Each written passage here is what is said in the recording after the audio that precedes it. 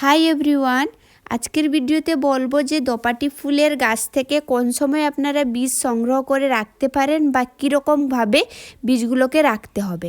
দেখো, আমার দোপাটি ফুলের গাছ অলমোস্ট মারা গেছে। যখন শীত পড়তে শুরু করে তখন দোপাটি ফুলের গাছ এইরকমভাবে শুকিয়ে যায়। সেই সময় দেখবে আপনাদের দোপাটি ফুলের প্লান্টগুলোতে এইরকম ঢুলির মতো সব ফল ঝুলতে থাকে। সেই ফলগুলোর মধ্যেই থাকে দোপাটি ফুলের বীজ। আমি যেভাবে বের করছি দেখো, আস্তে করে সেই ফলগুলোকে ভেঙে হাত দিয়ে চাপ দিলে সেই বীজগুলো বেরিয়ে আসে। এই সময় বীজ যদি আপনারা কালেক্ট করে রাখতে পারেন তাহলে পরের বছর আপনাকে নতুন করে প্লান্ট কিনতে হবে না। এই বীজ থেকেই আপনারা নতুন প্লান্ট তৈরি করতে পারবেন।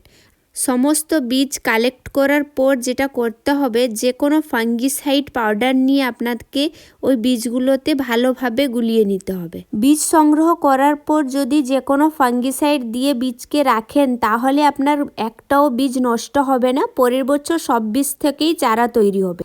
তারপর আপনারা যে কোনো এয়ারটাইট পলিথিন বা কোনো ডিবার মধ্যে রাখতে পারেন।